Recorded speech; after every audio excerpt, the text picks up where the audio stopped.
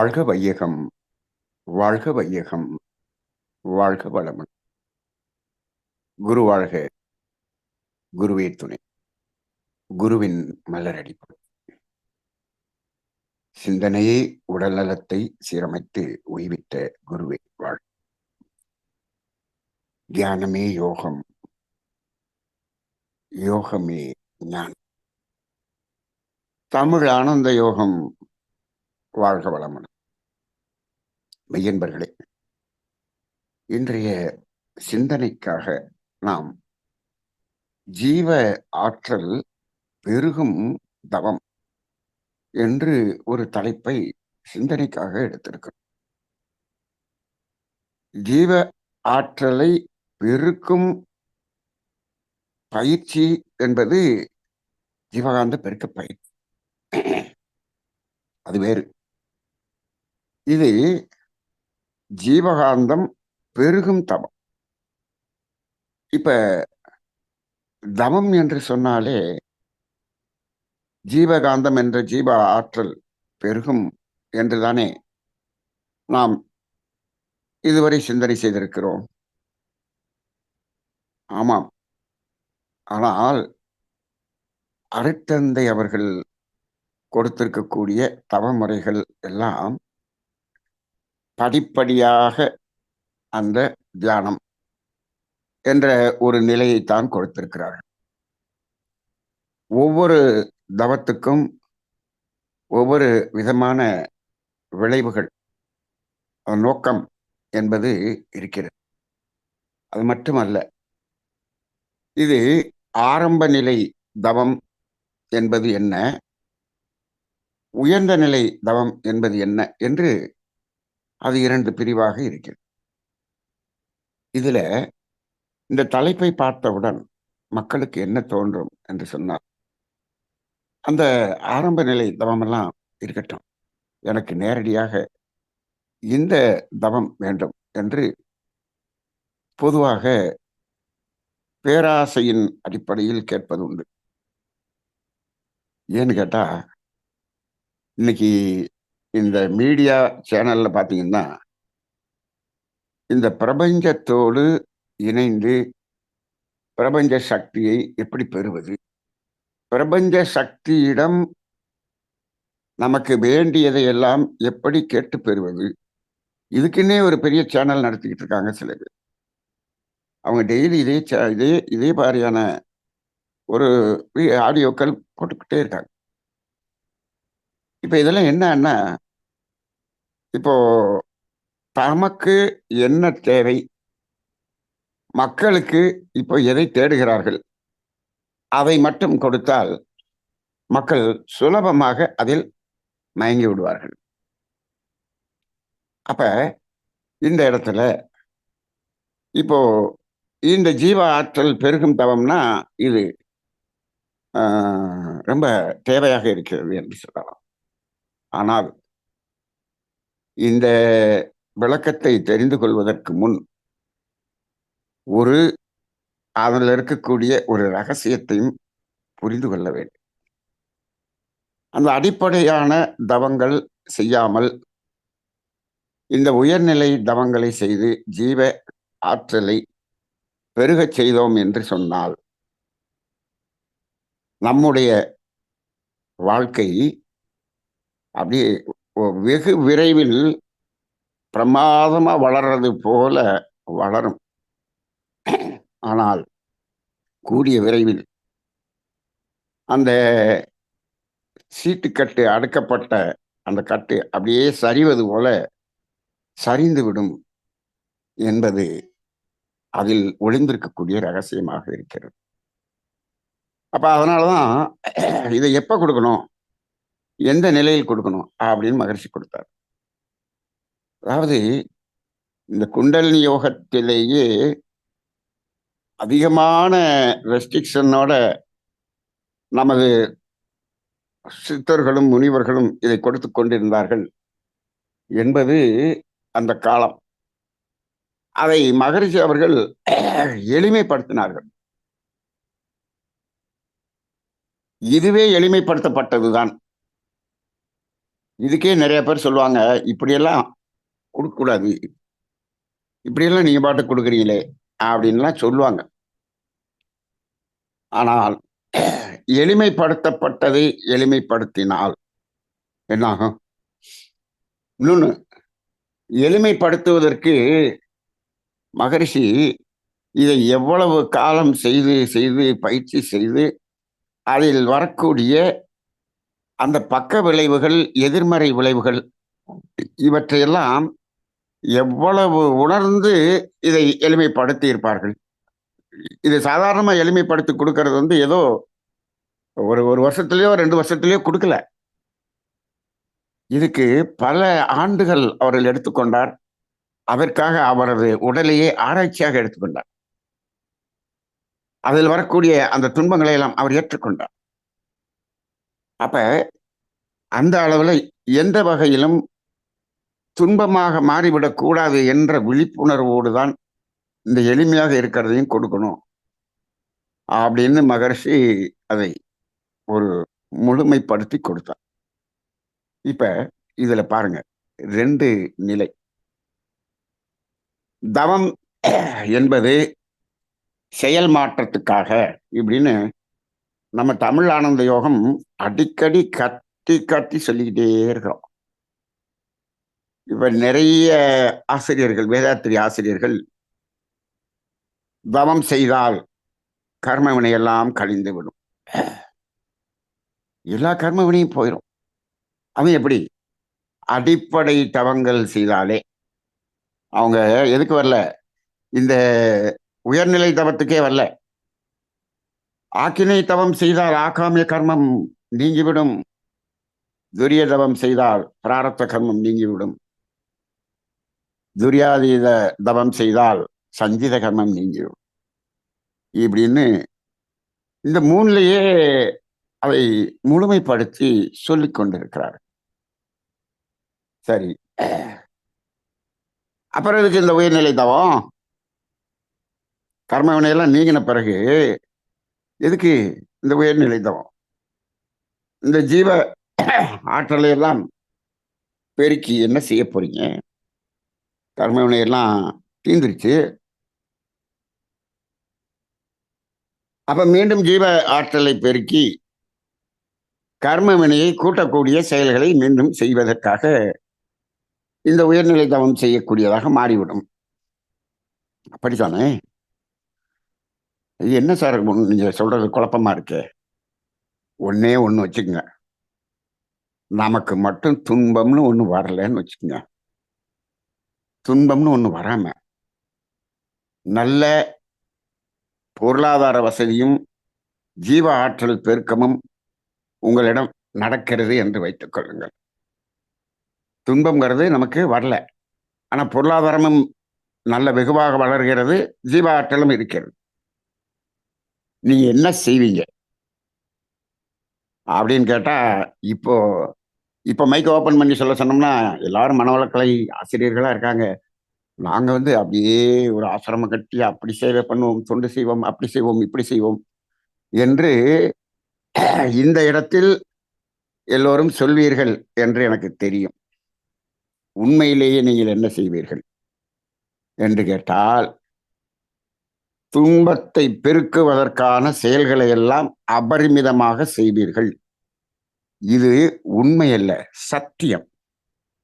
சத்தியம். ஏன் தெரியுமா? அப்பப்ப இந்த துன்பம் வந்ததுனாலதான் ஏதோ இந்த அளவுலயாவது இருக்கிறோம். அப்படி இல்லைன்னு சொன்னோம்னா நமக்கு வாய்ப்புகள், வசதிகள் வரும்போது துன்பத்தை பெருக்குவதற்கான வேலைகளை செய்யும். சார், அப்ப அதை பெருக்கணும் அப்படி சொன்னோம்னா அதுக்குரிய துன்பமும் வரும் இல்லையா? ஆமா, வரும். ஆனால் என்ன பண்றோம் நம்ம? அது காலத்தால் தானே வருகிறது. அப்ப என்ன பண்ணுவோம்? எல்லாத்தையும் இன்க்ரீஸ் பண்ணி வச்சுட்டு இவர் போயிடுவாரு. அவருடைய சந்ததிகள் அத்தனை துன்பத்தையும் அனுபவி. இன்னைக்கெல்லாம் நமது சந்ததிகள் துன்பம் அனுபவிக்க வேண்டும் என்ற நோக்கத்தோடு செயல்பாடுகள் செய்து கொண்டிருப்பவர்கள் தான் சமுதாயத்தில் 100க்கு 99%. அந்த 1% இருக்கிறார்களே அவர்களுக்குத்தான் நாம் இதை செய்தால் நமது சந்ததிக்கு துன்பம் வரும். செயல் விளைவு தத்துவம், கர்மவினை தத்துவம், அலையக்க தத்துவம், இதெல்லாம் அந்த 1% அதை தெரிந்து வைத்திருப்பார்கள், உணர்ந்து வைத்திருப்பார்கள் என்று நான் நம்புகிறேன். சசிகுமார் சொன்னோம்னா ஒன்னெல்லாம் இல்லைங்க, 0.0 சம்திங் அப்படின்னு சொல்லுவார். அப்படிதான் இருக்கு. அப்ப இது சொல்லப்படவில்லை. இப்போ அது சமுதாயத்தில் சொல்லப்படவில்லைங்கிறது இருக்கட்டும். வேதாத்திரியத்தில் இருக்கக்கூடிய ஆசிரியர்களின் நிலை, வாழும் நிலை எப்படி இருக்கிறது என்று பாருங்கள். நாம் உணர்ந்திருக்கிறோமா? இல்லை, இல்லை. அப்ப மகரிஷி என்ன தெளிவா கொடுத்துருக்காங்க பாருங்க. இந்த 3 தவமும் கொடுத்தால் இந்த 3 கர்மமும் விலகும் என்று எழுதியிருக்கிறாரே, அதை மகரிஷியிடம் நீங்கள் தானே எழுதியிருக்கிறீர்கள் என்று கேட்கும்போது அவர் என்ன சொல்றாரு? ஆமாம், நான் தான்ப்பா எழுதியிருக்கேன்.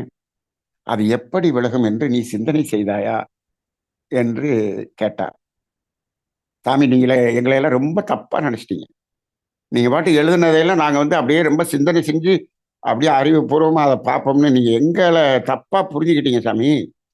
நாங்கெல்லாம் அந்த அளவுக்கு சிந்திக்கக்கூடிய அளவுலயா இருக்கோம். நீங்களே அதை விளக்கமாக சொல்லுங்க சாமின்னு. அப்ப சொல்றாரு, இது இந்த தவம் செய்தால் எப்படி கர்மவினை விலகும் என்று சொன்னால், நீ ஆக்கினை தவம் செய்யும் போது புலன் உணர்விலிருந்து, மயக்கத்திலிருந்து மனம் விடுதலை பெறும். அப்ப புலன் வழி செல்லுவதை நிறுத்தி விடாது. புலன் வழி செல்வதில் ஒரு மயக்கம் என்பது விலகும். அப்படி மயக்கம் விலகுதுன்னு வச்சுக்கோங்க, தேவைக்கு மேல் நாம் பொருள்களை தூய்ப்பது என்பதுதானே மயக்கம்.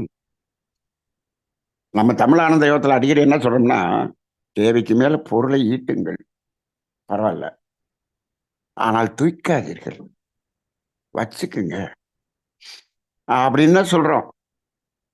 உடனே அங்க சில பேருடைய மனம் என்ன சொல்லும்னா, இவர் இப்படித்தான்ப்பா சொல்லுவாரு, நிறைய சம்பாதிங்க, செலவு பண்ணாதீங்க, வச்சிருங்கன்னு சொல்லுவாரு. அதுக்கப்புறம் என்ன பண்ணுவார் இவரு? அவர் அக்கௌண்ட் நம்பர் போடுவாரு, டொனேஷன் அனுப்புங்க, 50,000 அனுப்புங்க, மாசம் 1000 அனுப்புங்க இப்படின்னு வருவாரு. அதுக்குத்தாயா இவரு இப்படியெல்லாம் சொல்றாரு அப்படிங்கிற மாதிரி அங்கங்க சில மனங்கள் உள்ளே முடங்கி கொண்டிருப்பது அந்த வாட்ஸ்அப்ல ஜூம் மூலமா அப்படியே தெரியுது. ஏன்னா உலகமெல்லாம் அப்படிதான் இருக்கு. அதனாலதான் நம்ம தமிழ் ஆனந்தத்தை என்ன பண்ணோம், இந்த அறக்கட்டளையின் கீழ் எந்த அசையா சொத்தும் வாங்குவதில்லை, எந்த கட்டடம் கட்டுவதில்லை, கட்டடம் கட்டுவதற்காக நிதி திரட்டுவதில்லை. நம்ம அக்கௌண்ட் ஆரம்பிச்சு 1 வருஷம் முடிஞ்சிருச்சு. இன்னைக்கு வரைக்கும் எத்தனை பேருக்கு அக்கௌண்ட் நம்பர் போட்டிருக்கோம்? யாராவது ஒரு சிலர் எனக்கு ஃபோன் பண்ணி அந்த அக்கௌண்ட் நம்பர் அனுப்புங்கயான்னு கேட்டு நான் அனுப்பியிருக்கேனே தவிர, நம்ம அக்கௌண்ட் நம்பரை போட்டு இந்த ஸ்கீம் அந்த ஸ்கீம், இதுக்கு ஒரு பெரிய பெரிய ஸ்கீம் எல்லாம் போடுவாங்க. ஆக்கினை, துரியம், துரியாதீதம், இப்படி லிஸ்ட் இருக்கிற மாதிரி இதுக்கு ஒரு பெரிய லிஸ்ட் எல்லாம் போடுவாங்க. இப்படியும் கொடுக்கலாம், அப்படியும் கொடுக்கலாம், இந்த வகையில் கொடுக்கலாம், அந்த வகையில் கொடுக்கலாம். அதுக்காக அல்ல. நம்ம என்ன சொல்றோம்னா, நீங்க துய்ப்பதை நிறுத்திவிட்டால் அங்க என்ன ஆகும்? ஆகாமிய கர்மம் கூடுவது என்ன ஆயிரும்? குறைஞ்சிடும். சரிங்க. இப்போ பொருளை சம்பாரிச்சிட்டோம், அதை தூய்க்கல, அதை வச்சிருந்தோம்னாலே அது ஆகாமிய கர்மம் தானே.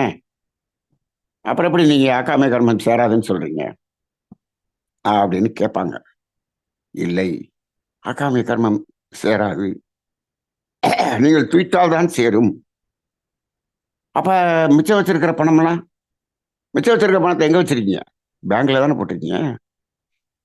பேங்க்ல நீங்க போட்ட 10 லட்ச ரூபா காலையில போட்டு வந்தீங்க, சாயந்தரம் மத்தியானம் 2 மணிக்கு அது எங்கேயோ சமுதாயத்துல சுத்துறதுக்கு போயிடுச்சு. அது சுற்றி கொண்டுதான் இருக்கிறது. அது உங்களை ஒன்றும் பண்ணாது. ஆனா இதுக்கு பதிலா நான் ஒரு கோல்டு பார் வாங்கி அப்படியே பீரோக்குள்ள வச்சுட்டேன், அப்படியே ஒரு 4 பிளாட்டை வாங்கி போட்டு வச்சிருக்கேன். விளையாட்டுங்கிறதுக்காக போட்டிருக்கேன். வீடு கட்டுறதுக்காக பிளாட் வாங்கினது வேற, விளையாடுறதுக்காக வாங்கினது வேற. அப்படி போட்டா அது கர்மவினையா மாறும். அப்ப இந்த இடத்துல துய்த்தல் என்பதுதான் அப்படி மாறுது. அப்ப இந்த இடத்துல ஆக்கினை தவம் செய்தால் அந்த மயக்கம் நீங்கி அந்த துய்த்தலில் அளவு முறை வரும். என் அப்போதுதான் ஆகாமிய கர்மம் தீரும். இப்படிப்பட்ட விளக்கத்தை சொல்வதற்காகத்தான் இத்தனாயிரம் பேராசிரியர் வச்சிருக்கோம் அப்படின்னு சாமி சொல்றாரு. சாமியை பேராசிரியருக்கே தெரியலையே. ரைட்டா? அப்ப சரி, அப்ப அந்த ஆகாமிய கர்மம் எப்படி போகுதுன்னு தெரிஞ்சிருச்சா? தெரிஞ்சிருச்சு. சரி, துரிய தவம், துரிய தவம் இருக்கு. அதுல என்ன தவம்? பிராரப்த கர்மம் போயிடும். பிராரப்த கர்மம்னா நம்ம ஆல்ரெடி செஞ்சது, நம்ம ஆல்ரெடி நாம செஞ்சது. இப்ப என்ன ஆகும்? துரிய தவம் செய்ய செய்ய நம்ம அடிக்கடி இந்த விளக்கத்தை சொல்லி இருக்கிறோம். துரிய தவம் செய்ய செய்ய நமக்கு நல்லதெல்லாம் நல்லதாக தெரியும், கெட்டதெல்லாம் கெட்டதாக தெரியும். பிறருக்கு துன்பம் கொடுக்கும் செயலை செய்ய நமக்கு மனதுக்கு தைரியம் வராது. பிறர் துன்பம் இருந்தால் அதை போக்கும் என்ற அந்த உணர்வு வரும். இப்ப என்னாச்சு? நீங்க பிறருக்கு துன்பம் கொடுக்கறத நிறுத்துறீங்க. எங்க? துரிய தவத்துல நிறுத்தினா அப்ப என்ன ஆகும்? துன்பம் கொடுக்கும் செயலை நிறுத்திவிட்டால் நமது செயல்கள் எல்லாம் துன்பம் போக்கும் செயல்களாக மாறிவிடும் அல்லவா? அப்ப அந்த இடத்துல அப்ப அது என்ன ஆகும்? பிராரப்த கர்மம் போகும். நான் இப்ப ஒரு சென்ற சனிக்கிழமை ஒரு திண்டுக்கல்ல ஒரு பள்ளி, ஒரு பள்ளியில இருக்கக்கூடிய ஆசிரியர்களுக்கெல்லாம் ஒரு ஆஃப் டே ட்ரைனிங் நடத்துறதுக்காக அவங்க கரஸ்பாண்டன்ட் கூப்பிட்டுருந்தார். போயிருந்தோம். அந்த பள்ளியில் இருக்கக்கூடிய ஆசிரியர்களோட இப்ப நம்ம இதுல ஜாயின் பண்ணியிருப்பாங்க. அவங்களுக்கு கூட நம்ம அனுப்பிச்சிருக்கிறோம். சில பேர் இதுல ஜாயின் பண்ணியிருப்பாங்கன்னு நினைக்கிறேன். அவங்கள்ட்ட சொன்னோம், நீங்கள் அறம் என்பதில் ஒழுக்கம், கடமை, ஈகைன்னு இருக்கு இல்லையா? அந்த ஈகையை கூட தனியா செய்ய வேண்டியது இல்லைங்க. இந்த கடமை இருக்கு இல்லையா? இந்த கடமையை உணர்வோடு உணர்வோடு உணர்வோடு நல்லா செய்யுங்க. செஞ்சீங்கன்னா நாம் இந்த சமுதாயத்தில் அனுபவித்ததுக்கு திருப்பி கொடுக்க வேண்டியது கடன்.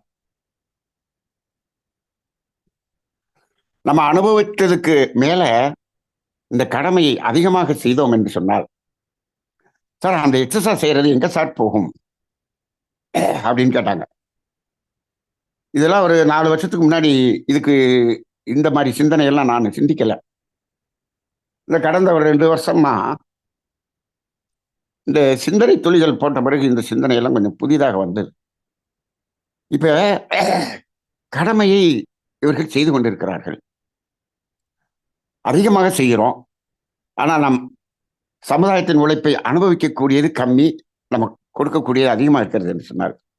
அந்த excess will be converted as ஈகை, ஈகையாக மாறிவிடும். மாறி நமது பிராரப்த கர்மத்தை அழிக்கும். அப்ப நீங்க இந்த ஈகை செய்யறதுக்கு எங்க சார் வாய்ப்பு? எங்க கரெக்டான ஈகை செய்யறது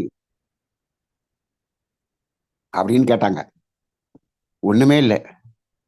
உங்களுக்கு கிடைத்திருக்கக்கூடிய பணி என்பதே இது கடமையை அதிகமாக செய்தீர்கள் என்றால் ஈகையாக மாறிக்கொள்ளும் என்று சொன்னேன். அப்ப இது முடியும். அப்ப நான் சொன்னேன், இப்போ நான் 35 வருஷமா இங்க சனி ஞாயிறு ஊர் ஊரா போய் பயிற்சி நடத்திக்கிட்டு இருந்தோம். இதெல்லாம் ஈகை தொண்டுன்னு இல்லை, இதெல்லாம் கடமை. எக்ஸசைஸ் இருந்துச்சுன்னா அது ஈஸியா மாறிக்குது, அவ்வளவுதான். இது செய்ய வேண்டியது கடமை. கடமை எக்ஸசைஸ் செய்யுங்க, அது ஆட்டோமேட்டிக் ஈஸியாக மாறிக்கொள்ளும் அப்படின்னு சொன்னோம். இது குடும்ப அங்கத்தினர்களுக்கு செஞ்சாலும் வரும். குடும்பத்துல வயசானவங்க உடம்பு முடியாம படுத்திருக்காங்க, அவங்களுக்கு நீங்க கடமை செய்றீங்கன்னு வச்சுக்கோங்க, ரொம்ப ரொம்ப ஒரு பாதிப்பான நிலைக்கு நீங்க எல்லாமே செய்ய வேண்டியிருக்குன்னு வச்சுக்கோங்க, செய்து பாருங்கள், அது ஈஸியாக மாறிவிடும். அது என்ன இருந்தாலும் நம்ம வீட்டில் இருக்கவங்களுக்கு செஞ்சது கடமை தானே. எக்ஸஸ் கடமை ஈஸியாக மாறிவிடும். அவ்வளோதான், அவ்வளோதான். அப்போ ஒரு டீச்சர் கேட்டாங்க, சார் எக்ஸஸ் கடமை ஈஸியாக மாறிடும், சமுதாயத்திலிருந்து பெற்றது அதிகம், நான் கடமை செய்கிறது கம்மியாக இருக்குன்னு வச்சுக்கோங்க. அவங்க என்ன சொன்னாங்கன்னா, சில பள்ளிகளில் அப்படியெல்லாம் இருக்கே அப்படின்னு கேட்டாங்க. சும்மா ஓப்பனாக சொல்லுங்க. இப்போ நான் அதிகமாக சம்பளம் வாங்குற பள்ளியிலெல்லாம் கம்மியாக வேலை செய்கிறாங்களே அப்படின்னு சொல்றீங்க, ரைட்டு. அப்போ அது என்ன ஆகும் அப்படின்னு கேட்டாங்க. எப்போ எக்ஸஸ் கடமை ஈகையாக மாறுமோ, பற்றாக்குறையாக இருக்கக்கூடிய அந்த கடன் கர்ம வினையாக மாறிவிடும் அப்படின்னு சொன்ன. கர்ம வினையாக இன்க்ரீஸ் ஆயிரும். அப்படி இப்ப பாருங்க, இந்த சம்பளத்தை வாங்கிட்டு ஓபி அடிச்சுட்டு இருக்கிறவங்களுடைய சந்ததி பாருங்க, கர்ம வினையால் துன்பப்படும். இதெல்லாம் நம்ம பேசுறோம். ஸ்டாட்டிஸ்டிக்ஸ் எடுத்து பார்த்தோம்னா நமக்கு அப்பட்டமா தெரியும். சரி, அப்ப துரியோதனம் வந்துருச்சா? வந்தாச்சு. இந்த ரெண்டுமே போதுங்க. இதுக்கு மேல என்ன வேணும்? இதுக்கு மேல என்ன வேணும்? துரியாதீத தவம். இந்த ரெண்டுல நீங்க ஜெயிக்காம துரியாதீதத்துக்கு போக வேண்டாம் என்பது என்னுடைய கருத்தாக இருக்கிறது. ஏன்னு கேட்டா, முதல்ல நம்ம பிராரப்த கர்மத்தை அழிக்க முடியும், அப்புறம் சஞ்சித கர்மத்தை அழிக்கிறது. நமக்கு தெரிஞ்ச துன்பம் கொடுத்தது தெரிஞ்சத அதை செய்யல. அது இல்லாம நான் போய் எதையோ செய்யறேன் அப்படின்னா நிறைய பேர் அப்படிதான் செய்வாங்க. அவங்க அப்பா அம்மா ஹோம்ல இருப்பாங்க. இவர் போய் வேற எங்கேயோ ஒரு ஹோம்ல போய் அப்படியே கொண்டாடிட்டு இருப்பார் மகனுடைய பிறந்த நாளை. இவங்க அப்பா அம்மா எங்கேயாவது ஒரு ஹோம்ல உட்கார்ந்துருப்பாங்க. இது என்ன? அப்ப இந்த ஆக்கினை துரியத்தில் நாம் செய்ய வேண்டியதை செய்து விட்டோமா? செயல் மாற்றம் வந்து விட்டதா? வந்துருச்சுன்னா அதுக்கப்புறம் துரியாதீதம் போங்க. அதனாலதான் இப்ப நாம என்ன பண்ணியிருக்கோம், நம்ம தமிழானந்த துரியாதீத தவத்தை இப்போதைக்கு இருக்கட்டும், கொஞ்சம் ஆக்கினை துரியம் நிறைய பண்ணுங்கன்னு சொல்றோம். அப்ப இந்த தவத்தில் செய்து அப்புறம் துரியாதீதம் செய்யும் போது அது என்ன ஆகும்னா, துரியாதீதம் செய்யும் போது முழுக்க முழுக்க நமது மனம் அன்பும் கருணையுமா மாறிடும். அப்ப இந்த அடிப்படை தவங்கள் முழுவதும் செயல் மாற்றம் என்பதற்காக மட்டுமே. இப்ப செயல் மாற்றம் செய்து விட்டீர்கள், உணர்ந்து விட்டீர்கள். இப்ப உயர்நிலை தவம், ஜீவ ஆற்றலை பெருக்கும் தவம் செய்தீர்கள் என்று சொன்னால் அந்த ஜீவ ஆற்றல் பெருகும். ஜீவ ஆற்றல் மட்டும் பெருகும் அல்ல, பொருளாதாரம் பெருகும். ஆனால் உங்களது செயல் மாற்றம் வந்துவிட்டது, நமது மனதில் விழிப்புணர்வு வந்துவிட்டது. அப்ப நீ எவ்வளவு வந்தாலும் என்ன பண்ண மாட்டீங்க, அதை விரயமாக அனுபவிப்பதற்கு போக மாட்டீங்க. அப்ப அது தானாக எப்படி மாறிவிடும்? அது தொண்டாகவும் ஈகையாகவும் மாறிவிடும். அப்ப இந்த அடிப்படையில் தான் இந்த ஜீவ ஆற்றலை பெருக்கும் தவம். பெருக்கும் தவங்கிறது 2 தவம் இருக்குங்க மகரிஷி கொடுத்ததுல. அதுல ஒன்று நித்யானந்த தவம், இன்னொன்று பிரணவ தவம். இது 2ம் ஜீவ ஆற்றலை பெருக்கும் தவம். இது பெருகும் தவம், பெருக்கும் இல்ல, பெருகும் தவம். இப்ப சாதாரணமா அந்த துரியாதீனம் செய்யும் போதும் ஆற்றல் பெருகும் அல்லவா? ஆமா, பெருகும். அது சகசிராதாரம் என்ற உச்சியின் வழியாக நமக்கு அந்த ஆற்றல் உள்ள வரும். ஏன்னு கேட்டா, நம்ம மன அலைச்சூழல் குறைஞ்சினாலே சுற்றவெளியின் சூழ்ந்தழுத்தும் ஆற்றல் இருக்கிறது அல்லவா? அந்த சூழ்ந்தழுத்தும் ஆற்றல் நம்மை சூழ்ந்து அழுத்திக் கொண்டே இருக்கிறதுனால நம்மை சுற்றி இருக்கக்கூடிய அந்த காந்தம் நம்ம உடம்புக்குள்ள பாயும். அது சாதாரணமாக அந்த மன அலைச்சூழல் குறைக்கும் போதே வரும். இப்ப உச்சியின் வழியா வருதுன்னு வச்சுங்க, பொதுவாக உச்சியின் வழியாக இறங்கக்கூடிய அந்த ஆற்றல் அப்படியே உச்சியிலிருந்து பாதம் வரை அப்படியே இறங்கி அது என்ன செய்யும்னா, உடலில் தேங்கி இருக்கக்கூடிய கழிவுகளை வெளியேற்றக்கூடிய வேலையை பண்ணும். நீங்க உடலுக்குள்ளாக ஜீவ ஆற்றல் மேலிருந்து கீழாக வருகிறது என்று சொன்னால் அது உடலை தூய்மை செய்யக்கூடிய பணியை செய்கிறது. காந்தத்துக்கு ரெண்டு தன்மை இருக்குல்ல, ஒன்று ஈர்ப்பு ஆற்றல், இன்னொன்று தள்ளுமாற்றல். மேலிருந்து கீழே வரும்போது அது தள்ளுமாற்றலாக அது வெளியே தள்ளும். அதே சமயத்துல கீழே இருந்து மேல ஆற்றல் பெருகுகிறது என்று வைத்துக் கொள்ளுங்கள். அப்ப அது என்ன பண்ணும்? அது தள்ளுமாற்றல் இல்லை, அது கொல்லும் ஆற்றலாக இருக்கும். அது நமது உடலுக்குள்ளாக அந்த ஒவ்வொரு செல்களையும் நிரப்பி இந்த உடலை தாண்டி விரிவடையக்கூடிய அளவுக்கு அதை பெருக்கக்கூடிய வேலையை கீழே இருந்து மேல போடுறது. கீழே இருந்து மேல போடுறதுன்னா அது சாதாரணமாக கால் பாதங்கள் வழியாகவும் ஆற்றல் உள்ளே வரும். இது மாதிரி சொல்லியிருக்காரு இல்லையா, பூமியின் மையத்தில் அணுச்சிதைவால் ஏற்படும் அந்த ஆற்றல் நமக்கு நம்ம உடம்புக்குள்ள வருதுன்னு. ஆனா அந்த பாதத்தின் வழியாக வர்றத நம்ம என்ன பண்றது இல்லை, அதுக்கு வாய்ப்பே கொடுக்கறது இல்லை. ஏன்? நாம் வெறுங்காலோடு நடப்பதில்லை. வெறுங்காலோட மண் தரையில் நடக்க வேண்டும், புல் தரையில் நடக்க வேண்டும், மணல் திட்டுகளில் நடக்க வேண்டும், கடற்கரை மணலில் நடக்கலாம். ஆற்று மணல் இருக்கிறதல்லவா, ரொம்ப அற்புதம். ஆனா இப்ப ஆற்றுக்குள்ள மணலே இல்லாம ஆயிடுச்சு. அந்த ஆற்றுல மணல்ல அப்படியே 1 கிலோமீட்டர் நடந்தீங்கன்னு வச்சுக்கோங்க, அதுல வரக்கூடிய ஆற்றல் 1 கிலோமீட்டர் நடந்துட்டு வந்து நீங்க சுகர் டெஸ்ட் பண்ணுங்க, சுகர் நார்மல் ஆயிரும். அப்ப இந்த கடல் அந்த ஓரத்தில் இருக்கக்கூடியதும், நீங்க மெரினா பீச்சில் கூட்டமா இருக்கக்கூடிய இடத்துக்கு போகக்கூடாது. ஆள் இல்லாத இடம் இருக்கு இல்லையா, அந்த இடத்துல அந்த மணல்ல நடங்க, வெறும் காலோடு நடங்க. அந்த காலத்துல விவசாயத்துல இருக்கவங்க வரப்புல அந்த அருகம் புல்லு அப்படியே முழுமையா இருக்கும், அந்த புல்லுல நடப்பாங்க, வெறும் காலில் நடப்பாங்க. நானெல்லாம் சின்ன வயதிலே அந்த வரப்பிலே இரவு மோட்டரு போட்டுருவோம், நைட்டில் தான் கரண்ட் வரும், வயலுக்கு தண்ணி பாஞ்சிட்டு இருக்கோம். அந்த வரப்புல, அந்த அருகம்புல்லு வரப்புல படுத்து தூங்கிட்டு இருப்போம் இரவு. இப்ப நினைச்சு பார்த்தா எனக்கு இப்பயே பயமா இருக்கு.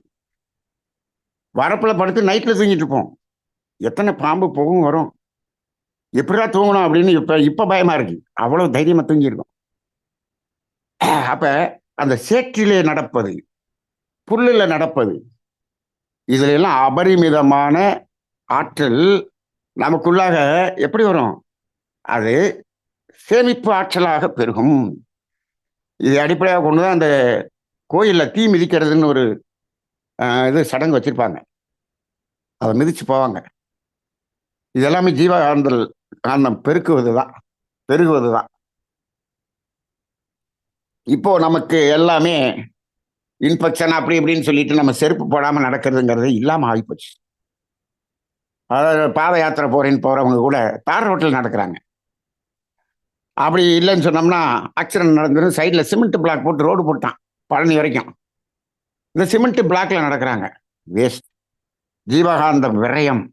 அதுல மண்ணு ரோட்டில் நடக்கணும், மணல்ல நடக்கணும், அல்லது புல்லுல நடக்கணும். அப்ப அதுக்கு வாய்ப்பு நமக்கு இல்லை. அப்ப இப்ப நம்ம இந்த 2 தவத்திலையும் என்ன பண்றோம்? மேல் நோக்கி எப்படி இருக்கிறோம்? நீங்க இப்ப நித்யானந்த தவம் செஞ்சோம். அதுல ஆரம்பத்துல மூலாதாரத்துல தவம் செஞ்சாங்க. மூலாதாரத்திலிருந்து மனதால் நாற்புறமும் விரிந்து விரிந்து சக்திகளம்னு அப்படியே விரிஞ்சோம். எப்படி? அப்படி தாமரை மலர் அப்படி விரியறது மாதிரி, அந்த நடு ஸ்டெம்ல இருந்து விரியற மாதிரி அப்படி விரிஞ்சு சக்தி வளர் வரைக்கும் போகணும். மீண்டும் மூச்சை விட்டுக்கொண்டே அப்படியே மூலாதாரத்துல ஒடுங்கணும். அப்படி வரும்போது மூலாதாரம் இந்த பிரபஞ்ச சக்தியை ஈர்க்கிறது. இந்த பாதத்து வழியா வர்றது டைரக்டா. மூலாதாரம் பிரபஞ்ச சக்தி ஈர்க்கும் ஆற்றல் பெற்ற ஒரு மையம். மகரிஷி இதை விளக்கும் போது மூலாதாரம்ங்கிறது நம்ம விவசாய பம்ப் செட்ல அந்த பைப்புக்கு கீழே இருக்கக்கூடிய ஃபுட்பால் மாதிரின்னு சொல்லுவார். இன்னைக்கெல்லாம் ஃபுட்பால்னா என்னன்னு யாருக்கும் தெரிய மாட்டேங்குது. எல்லாம் சப்மர்சிபிள் மோட்டர் போட்டாங்க. அந்த ஃபுட்பால்னா அப்படி உருண்டையா இருக்கும், சைடில் ஃபுல்லாக ஓட்ட ஓட்டையா இருக்கும். மேலே மோட்டர் போட்டா அந்த சைடில் அந்த ஒவ்வொரு ஓட்டையும் அப்படி சக் பண்ணி இழுக்கும் தண்ணியை. சக் பண்ணி இழுத்து அந்த பைப்பில் மேலே கொண்டு வரும். இதே ப்ராசஸ் தான் இங்கே இந்த நித்யானந்த தவத்திலும் பிரணவ தவத்திலும் நடக்கிறது. அப்படியே பிரபஞ்ச சக்தி நம்மை சுற்றி இருக்கக்கூடிய அபண்டன்ட் அந்த ஜீவசக்தி, ஜீவ ஆற்றல், அதை மூலாதாரம் அப்படியே இழுக்கும். ஒரு 10 தடவை இதை செஞ்சுட்டு அப்படியே கவனிச்சோம்னா அந்த மூலாதாரம் ஜீவகாந்தத்தால் பெருகுவதை உணரலாம். அப்புறம் என்ன பண்றோம்? மூச்சை இழுத்துக்கொண்டே சுழுமுனை வழியாக உச்சி. இந்த இடத்துல பாருங்க, இந்த ஆற்றலை எதன் மூலமாக மேலே கொண்டு போறோம்? சுழுமுனை வழியாக கொண்டு போறோம். இன்னைக்கு நிறைய மனிதர்களுக்கு இந்த சுழுமுனை பிளாக்காகி இருக்கிறது தான் பெரிய ப்ராப்ளமா இருக்கு. இந்த சுழுமுனை பிளாக்காகி இருக்கிறதுக்கு காரணம் இடகலை பெண்களையில் இருக்கக்கூடிய அதிகமான பிளாக்கு சுழுமுனையிலையும் இருக்கு. அது ரெண்டையும் சுத்தம் பண்ணாம இது சுத்தம் பண்ண முடியல. அந்த இடகலை பெண்களைங்கிறது என்னது அப்படின்னு சொன்னோம்னா முழுக்க முழுக்க தாய் வழி தந்தையின் வழி வந்த கர்ம வினைகள். அதை அதை ஓரளவுக்கு சுத்தம் செய்த பிறகுதான் நீங்கள் சுடுமுனை வழியாக பயணிக்கவே முடியும், இல்லாட்டி முடியாது. இப்ப தெரியுதா மகரிஷி ஏன் பைபாஸ் பண்ணி ஆகினை கொண்டு வந்தாருன்னு? ஏன் மூலாதாரம் சுவாதிஷ்டானம் அந்த முறைப்படி வரிசையா வந்திருக்கலாம்ல. ஒருத்தரும் அந்த மணிப்பூரகத்தை தாண்டி யாரும் வந்திருக்க மாட்டான், எல்லாம் மணிப்பூரகத்தோட போயிருப்பான். அப்ப என்ன ஆயிருக்கும்? நம்ம ஆசிரமத்திலையும் போலீஸ் வந்து என்கொயரி வந்திருக்கோம், என்னையா நடக்குதுன்னு. ஏன்னா எல்லாம் சிக்கிக்குவான். மகரிஷி பார்த்தாரு, இந்த வழி புதர் முண்டிய வழியாக இருக்கிறது. அப்ப என்ன பண்ணாரு? நேரம் பைபாஸ் பண்ணி ஆகினைக்கு கொண்டு வந்து துரியம் கொண்டு வந்தார். நமக்கு விழிப்பு நிலையை கொடுத்தாரு, கர்ம வினையெல்லாம் குறைச்சார். குறைச்சு குறைச்சு குறைச்சு அது ஓரளவுக்கு குறைஞ்ச பிறகு நீ நேர வழியில வாப்பா. இப்ப தெரியுதா? அந்த அடிப்படை தவம் செய்யாமல் உயர்நிலை தவம் செய்யக்கூடாது என்பது இப்ப புரியுதா? அப்படி செஞ்சோம்னா நம்ம ஏதாவது ஒரு மையத்துல மாட்டிக்குவோம். நாம அந்த தீய செயல்களை தைரியமாக செய்யக்கூடியவர்களாக மாறிவிடுவோம். அப்ப அதனாலதான் இது வந்து அதுக்கப்புறம் கொடுத்தது. ஓரளவுக்கு பக்கம் வந்த பிறகு இந்த ஆற்றலை பெருக்கக்கூடிய தவத்தை செய்யலாம். இப்போ நீங்க ஓம் சொல்றீங்க இல்லையா? இப்போ ஓம்கார தவம் கூட சொல்றோம். ஓம வந்து நம்ம 3ஆ பிரிப்போம். ஆ, உ, இம் என்று 3ஆக பிரிப்போம். இப்ப ஆ அப்படின்னு சொல்றோம். அப்படின்னு சொல்லும்போது அங்க என்ன எது வேலை செய்யும்? அது அந்த சூரிய நாடி வேலை செய்கிறது. ஊ என்று சொல்லும்போது சந்திர நாடி வேலை செய்கிறது. அந்த ரெண்டும் தாய் தந்தை தாயின் வழியில் வந்த கர்ம வினைகள். இது ரெண்டும் வேலை செஞ்சு இம் என்று சொல்லும் போதுதான் சுழுமுனை நாடி வேலை செய்யும்.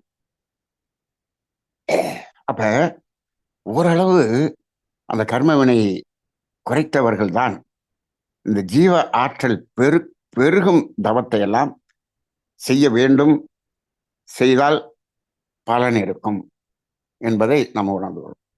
அப்ப என்ன பண்றோம்? சுழுமுனை வழியாக மேலே கொண்டு வந்து உடல் முழுவதும் பரப்புறோம். சார் இப்ப உச்சிக்கு போய் உச்சியில இருந்தானே பரவுது. இது உச்சியிலிருந்து பிரபஞ்சத்தில் ஈர்க்கப்பட்ட ஆற்றல் கிடையாது. இது மூலாதாரத்தில் ஈர்க்கப்பட்ட ஆற்றல் உச்சிக்கு போய் உச்சியிலிருந்து பாதத்துக்கு வருது. இது கொல்லும் ஆற்றல். அப்ப இது என்ன ஆகும்? உடலுக்குள்ளாக நிரம்பும். உச்சியின் வழியாக வரக்கூடிய நம்ம சாதாரணமா ஆக்கினை துரியம் துரியாதமெல்லாம் செய்யும்போது, பஞ்சேந்திரியம் எல்லாம் செய்யும்போதும் சகசிராதாரம் வழியாக பிரபஞ்ச சக்தி உடலுக்குள் பாய்வதை உணருங்கள். அதெல்லாம் என்ன பண்ணும்? உடலை தூய்மை செய்து பாதத்தின் வழியாக அந்த தீய சக்திகளை எல்லாம் பூமியில் ஏற்று செய்யக்கூடிய வேலையை செய்யும். ஆக நமக்கு பெருகக்கூடிய தவம் என்பது இந்த நித்யானந்த தவம், பிரணவ தவம், இந்த இரண்டுமாக இருக்கிறது. இன்னும் கூட ஓம்கார தவம் கூட ஓரளவுக்கு இந்த ஜீவ ஆற்றலை பெருக்கக்கூடிய தவமாகத்தான் இருக்கிறது. ஆக இந்த ஜீவ ஆற்றலை பெருக்கும் தவம் இது நமக்கு ஓரளவுக்கு பக்குவப்பட்ட பிறகு செய்ய வேண்டும். அதே போல ஜீவகாந்த பெருக்க பயிற்சி கூட இந்த துரியாதீதம் வரை செய்து செயல் மாற்றம் அடைந்த பிறகுதான் அதை செய்ய வேண்டும். அப்ப மகர்ஷி ரொம்ப தெளிவா இருக்காரு. குண்டலினி யோகத்துல நீங்கள் செயல் மாற்றம் அடைந்த பிறகுதான் அந்த ஒரிஜினல் குண்டலினி யோகத்தை கொடுக்கிறார். அப்ப ஆனா அந்த காலத்துல என்ன சொன்னாங்க, முதல்ல இயமம் நியமம்னு சொல்லி அங்கேயே உட்கார வச்சுருவாங்க. அந்த இயமம் நியமம் முடிச்சு அந்த ஆசிரமத்துக்கு போறவங்களே 1 டிஜிட்ல தான் இருப்பாங்க. அவ்வளவுதான் இருக்கும். அதுக்கப்புறம் மூலாதாரத்துல ஸ்டார்ட் பண்ணி இவங்க ஒவ்வொரு மையமா வரும்போது மணிப்பூரகத்தை கடந்து வந்தவங்க ரொம்ப ரேர். அப்ப இது வந்து சமுதாய மக்களுக்கு இது சென்று அடையாது என்று அவர்கள் மகரிஷி முடிவு பண்ணி தான் இப்படி அதுக்கு ஒரு எளிமையான வழியை கண்டுபிடித்தார். நமது ஆசிரியர்கள், நமது மக்கள் இந்த எளிமையில் ஒரு எளிமையை நாங்கள் எடுத்துக்கொள்கிறோம் என்று சில பேர் இந்த ஜீவ ஆற்றல் பெருகும் தவம், ஜீவகாந்த பெருக்க பயிற்சி, தன ஆச சங்கல்பம், அப்படி பிரபஞ்ச சக்தி ஈர்க்கும் தவம், இதுகளை எல்லாத்தையும் அப்படி செஞ்சு இப்படி செஞ்சு அப்படி செஞ்சு உங்களுக்கு வேணுங்கிறதெல்லாம் கேட்டு பிரபஞ்சத்திடம் பெற்றுக்கொள்ளுங்கள். பெற்றுக்கொண்ட பிறகு நாங்கள் உங்களிடம் நன்கொடையாக கேட்டு பெற்றுக்கொள்கிறோம். இப்படி ஒரு இயக்கத்தை நடத்த ஆரம்பிச்சிட்டாங்க. அப்ப இது என்னாச்சு, மகரிஷியை இப்ப எளிமைப்படுத்தி இப்ப ஒரு சித்தர் வந்தா என்ன சொல்ற, நீ எளிமைப்படுத்தி போய் இப்ப என்ன ஆச்சு பத்தியாயா அப்படின்னு வேதாத்திரி மகரிஷிட்ட ஒருத்தர் வார்காந்தத்துல கேட்டுக்கிட்டு இருப்பாரு. இதை என்ன ஆக்கிவிட்டாங்க பத்தியா, இதுக்குதான் நாங்க இதெல்லாம் பண்ணல அப்படின்னு சொன்னா மகரிஷியினுடைய ஆன்மாங்க என்ன பண்ணிட்டு இருக்கோம், தலையில அடிச்சுட்டு கர்மம்டா அப்படின்னு தலையில அடிச்சுட்டு நிற்கும். அப்ப முறையாக வேதாத்திரிய தத்துவங்களை புரிந்து கொண்டு செய்தால்தான் அது முறையான விளைவை கொடுக்குமே தவிர, அப்படி இல்லை என்று சொன்னால் அதுவும் பக்க விளைவுகளை கொடுக்கும் என்ற ஒரு நிலையில் இந்த ஜீவ ஆற்றல் பெருகும் தவம் என்பது நித்யானந்த தவம். இப்பொழுது இந்த நவம்பர் மாதம் முழுவதும் அதை செய்து கொண்டிருக்கிறோம். இது ஒரு நல்ல தவம் என்பதால் டிசம்பர் மாதம் இதே நித்யானந்த தவமே நாம் தொடர்ந்து செய்யலாம் என்று ஒரு முடிவு எடுத்துக்கொண்டிருக்கிறோம். அதனால நல்ல நித்யானந்த தவத்தை ஆழ்ந்து செய்யுங்க. இப்ப நம்ம தமிழானந்த யோகத்துல நடத்தக்கூடிய நித்யானந்த தவம் அதனுடைய மெத்தட் வித்தியாசமா இருக்கு. அந்த மூலாதாரத்தில் ஈர்த்து அப்புறமேல் செய்யறது, இது பெரும்பாலான இடத்தில் இப்படி செய்வது இல்லை. இது கன்னியாகுமரியில் 10 நாள் மறைபொருள் விளக்க பயிற்சி மகரிஷி நடத்தும் பொழுது ஏஎஸ்ஆர் வீட்டுல சாமி உட்கார்ந்து இருக்கும் போது வீட்டுல உட்கார்ந்து சொன்ன விளக்கம். அப்ப அந்த அடிப்படையில் நாம அதை முறையாக செய்து அந்த ஆற்றலை பெருக்கிக் கொள்வோம். அதே சமயத்தில் செயல் மாற்றமும் நம்முள் நிகழட்டும். அந்த அறம் என்பதில் வாழ்ந்து இந்த ஆற்றலை பெருக்கி நாம் ஒரு நோயற்ற வாழ்வோம். ஒரு ஆரோக்கியமான, அதாவது பிசிக்கல் ஹெல்த், மென்டல் ஹெல்த் என்ற அடிப்படையிலே ஒரு ஆரோக்கியமான ஆனந்தமான வாழ்க்கை அனைவரும் வாழ வேண்டும் என்று வேண்டி இந்த உரையை நிறைவு செய்து கொள்வோம். வாழ்க வளம்.